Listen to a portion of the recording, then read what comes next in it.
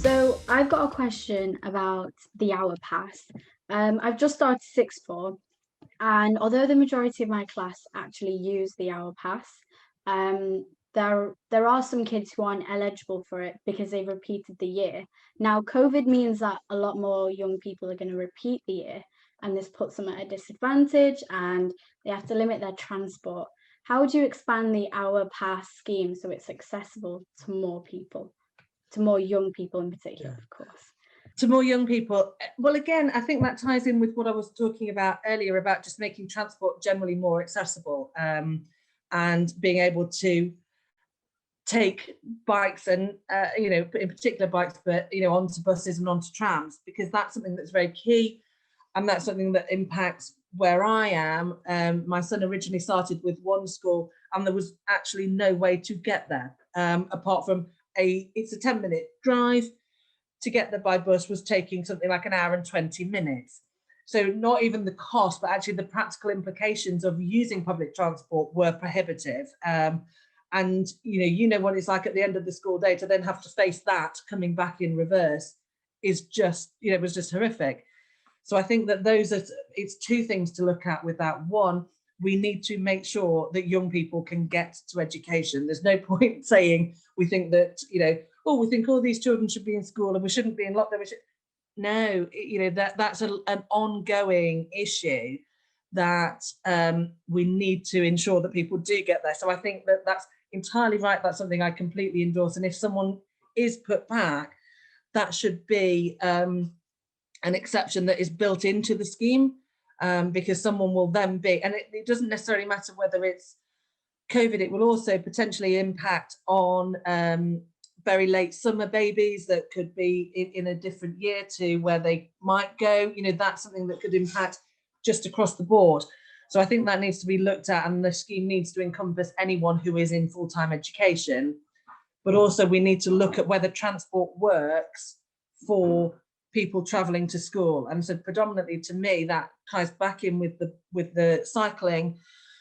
If you've got a quite a way to get to the bus stop, but once you get there, it's a 5-minute bus journey to get you to school. It makes sense to be able to cycle there in a third of the time, pop your bike on the bus and, get off at the other end and have had a quicker journey.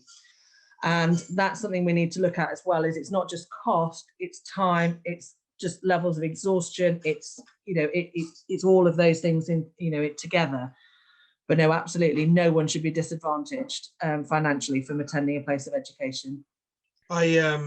To be fair, I think one of the simple things our current mayor's put this in place, and with COVID, all of those repeating this year should have it extended to them, full stop. There's sorry, you just flicked away on the other side of the screen there.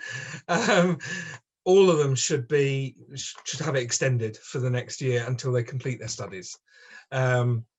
Is that indefinite? No, but you should get your full 2 years worth of that pass. How do we expand access? I actually don't have an answer. Sorry, I'm not going to lie. I think if you're, for those that actually need it as well, I think it needs to be more confirmed and more available. However, it is a broad brush pass as well. So it's finding the balance with it, but definitely everyone that's repeating because of COVID should have access to it. I think that's just, he should be coming out and saying that right now. Sorry, could I also ask if other than the Hour Pass scheme, how else would you support young people financially to help them access work and training? Say if it's on like the other side of the city, how would you support that? Well, I mean, I think that we should have a fully zoned system in Greater Manchester anyway. So at the moment we've got the Metrolink is zoned, which was a great first step. I think all bus routes should be placed into that zoning system, and I think all trains within Greater Manchester should be placed into that zoning system. Only then will we be able to say you're under the age of 25, therefore you can have this reduced cost travel card across all zones or between this zone and that zone. And I mean, that's what they did in London. I remember, I grew up in St Albans, just outside London, and you had your one-day travel card, but I also had the young person's travel card, and it allowed me access to 3 zones instead of 1 when I travelled in from St Albans. So until you have that fully zoned system, it's going to be difficult to offer what you need, and I just don't understand why it's not been done in Greater Manchester. It's a struggle to fund 16 to 18, if I'm honest with you, because I didn't have a budget for that when I came in, and I had to create one, and it costs £15 million a year. And the more that you all use it, the more it costs me, because I have to reimburse the bus companies. Now, we're going to do something about the bus companies, by the way. We're going to change the way buses work, and that might help a little bit. But the answer is, in the first instance, I've just got to protect it for 16 to 18-year-olds. However, there's 2 things extra I can say. One, I said before that we've got to recognise that young people who've been in care, who don't have parents to fall back on, need to be our first priority, I think. So I've extended access to the R-Pass for young people who've been in care to the age of 21. So they can now access that, and a few thousand have done that already. And that's important. And then secondly, if we can't give you access to the bus travel side of R-Pass, can we continue to give you access to the opportunity side of R-Pass, even if you're 19, 20? And we've done that through this first year, but I think when things reopen, that will mean more to people. So I think we're going to try and keep the opportunities offer open, hopefully up until people are 21, and that might just give you a little bit of help, rather than, obviously being able to fund the whole thing. But I would love it, Beth, and if I could make the R-Pass, and tram and everything, it's just what I can afford. And I've got to be honest with you, in an election, you don't want politicians to say, oh, I'll do this, I'll do that, to try and get votes, and then they don't do it.